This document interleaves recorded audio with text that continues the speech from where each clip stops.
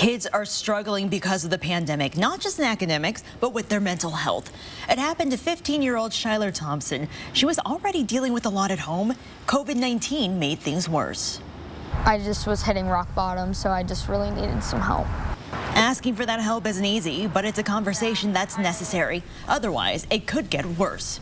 At the peak of the pandemic last year, hospitals across the country saw an increase in kids coming into emergency rooms for mental health visits. It was the case here in Spokane as well, and Shylar's just one of many who was or still is in crisis. In a special report tonight, Eleni Dow shares Shylar's story of resilience and explains what signs you should look for if your kids are in need of help. Providence's Sacred Heart Children's Hospital saw 73% more kids for mental health visits in 2020 compared to 2019. One of the behavioral health programs saw its wait list grow to more than 100 teens needing help. The pandemic has been especially tough on kids, not having that stability they usually do. For some teenagers, it just became too much. Going through the pandemic, there's one thing everyone looks forward to: the future. It was difficult for Shylar Thompson to think about. I've had depression for years, but I just noticed it was like rock bottom when I didn't want to get out of my bed or didn't want to eat anymore. At just 15 years old, she's already been through a lifetime of hurt. I've gone through a lot of things in my life, but both my parents are addicted to drugs, and I've always lived with my grandma, and I was going through a really hard breakup. Add on the pandemic, it became too much.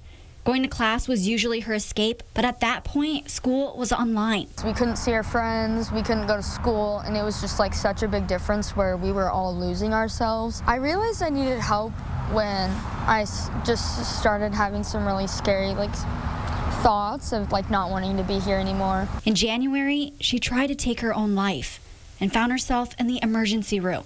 It's heartbreaking to see young people who aren't filled with hope.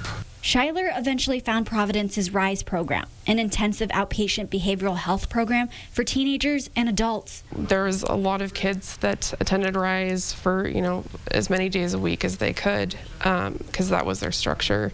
And we were able to kind of provide that for them. For several weeks, Shylar went in to get help, which even then wasn't easy. It was really hard because I knew I was going to upset my family a lot because I was so embarrassed. Behavioral health specialists say it shouldn't be embarrassing to ask for mental health help. While there is still a stigma around it, RISE child psychiatrist Eric Loris says it's best to reach out for help early on. Denial will not make it any easier. I tell families that whether or not you admit that your child is struggling, whether they're depressed or they're anxious, whether you give it a title or admit to it, it's still happening. There are several ways to find out if your child is struggling, even if they can't find the words.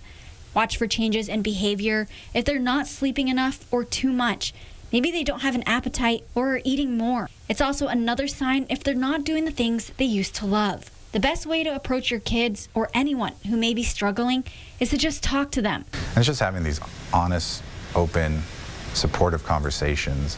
And if you do feel that after having those conversations that more is needed, then you suggest it and you can offer yourself as a resource, like, hey, could I help you get an appointment status? If it's really severe, could I help you get to the hospital?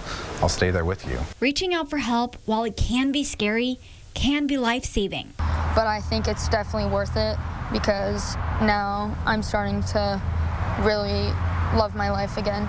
Earlier this year, she couldn't imagine loving life. In October, Shylar was crowned East Valley High's homecoming queen. And after all that she's been through, she has a new outlook on life and looks forward to what will come down the road. I hope in the future I'm able to help more people as much as I can. Shylar is already helping people. She saw a friend struggle like she did and got them the help they needed by sharing her experience in the RISE program. If you or your kids need help, please don't be afraid to reach out to someone. You're not alone in any of this. You should talk to someone about what you're going through, whether it's with a friend or a family member. There are resources out there to help. You can also find a list on KXLY.com.